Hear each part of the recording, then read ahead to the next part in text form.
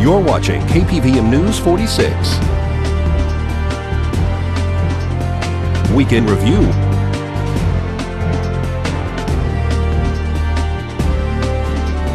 With Deanna O'Donnell.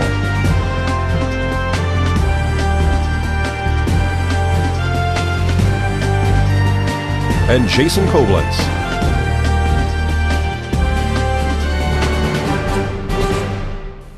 Welcome to News 46's Week in Review, your number one source for local news. I'm Deanna O'Donnell. And I'm Zach Fuentes in for Jason this weekend.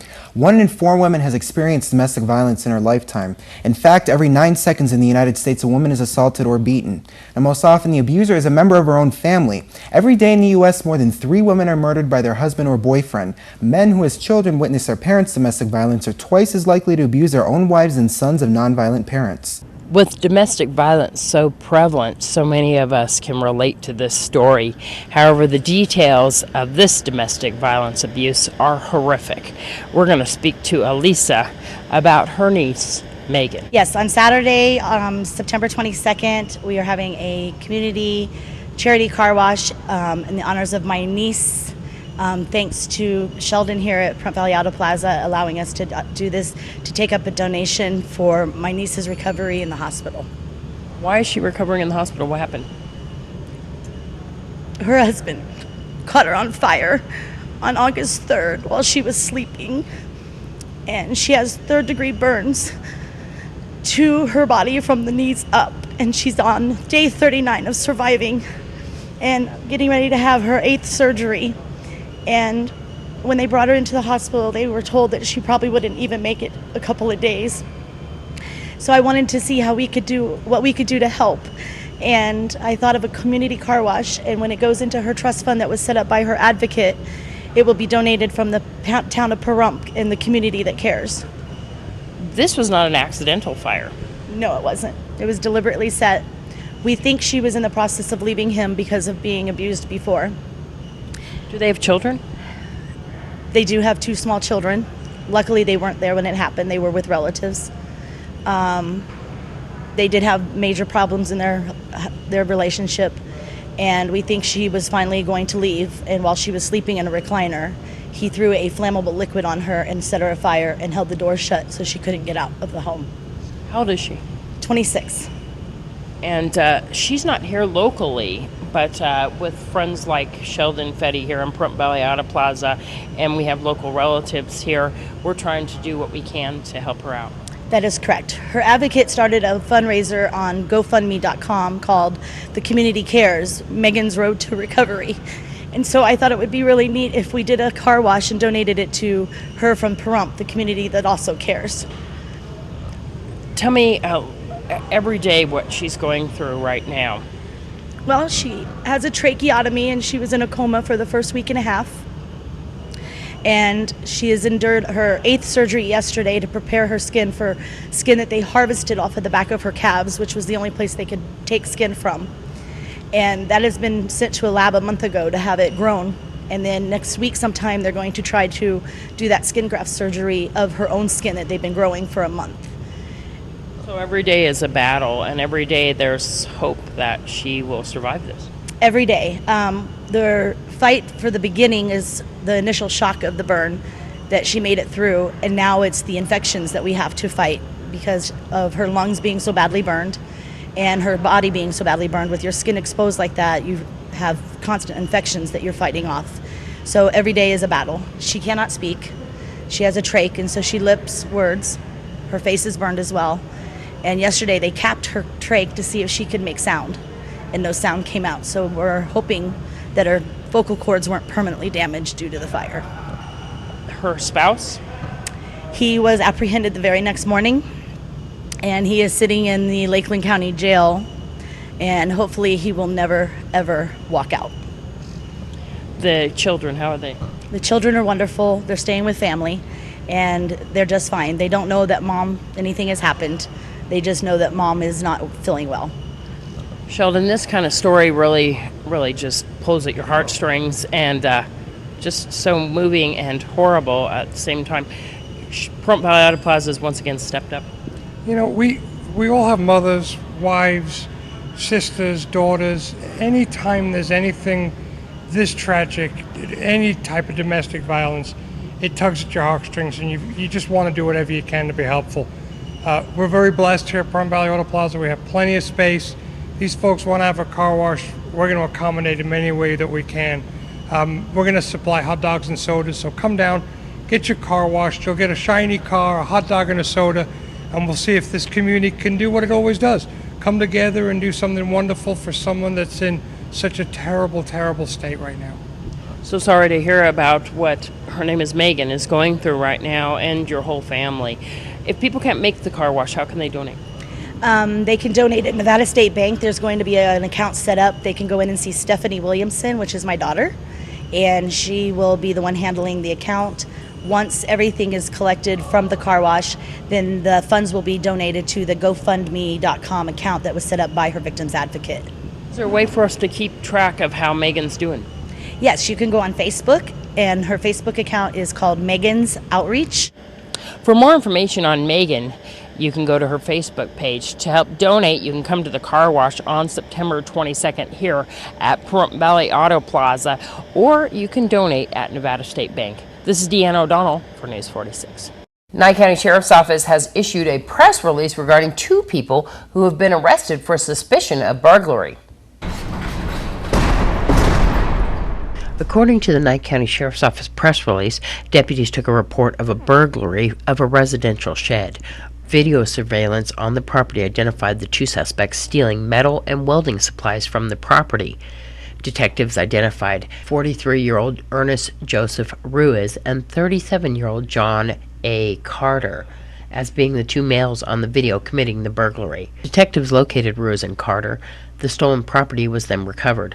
Both males were booked into the Nye County Sheriff's Office Detention Center on the following charges: burglary, conspiracy to commit a crime, and petty larceny. This is Deanna O'Donnell for News 46. Well, last week marked the 11th anniversary of attacks on the World Trade Center in New York, the Pentagon near Washington, D.C., and Flight 93 that crashed in Shanksville, Pennsylvania. Today, for the first time since the horrific attack Tuesday morning, September 11, 2001, in which 19 al-Qaeda terrorists hijacked 4 passenger jets, killing 2,977 people, the New York Times, the New York Post, the Wall Street Journal were among the New York papers that did not have a 9/11 story on their front page. The new public editor from the New York Times says, "The pain, the outrage, the loss, these never fade. The amount of journalism, however, must. With all tragedies, the amount of media coverage always fades." The Associated Press led its piece on the anniversary, saying that there was a sense in the country that it's time to move forward after a decade of remembrance. No public officials were scheduled to speak at Ground Zero. Still, many flocked to the location for a ceremony to honor those we have lost. Pahrump Valley Fire and Rescue has decided to have an internal ceremony today and not do their usual ceremony that they used to hold in the morning time here at Station 1 on Highway 160 and Basin Avenue. But they did bring out the tower ladder truck and proudly displayed the American flag for those who would like to stop by. Inside Station 1 is a piece of the Twin Towers for the public to see. Get a chance to stop by Station 1, and right inside the lobby there, take a look at the metal remains from the Twin Towers. Now, Pahrump Valley Fire and Rescue were able to get this tower ladder truck. It came directly from the fire department in New York, went to Canada to get refurbished, and we proudly use it here in Pahrump. President Obama said today that the 9/11 anniversary is always a difficult day, but the United States has emerged stronger in the 11 years since the terrorist attacks on New York City and the Pentagon. Painful as this day is and always will be, it leaves us with a lesson that no single event can ever destroy who we are. This is Deanna O'Donnell for News 46. After a lengthy delay, the 1,776-foot tall One World Trade Center is expected to be completed at Ground Zero in New York by 2013.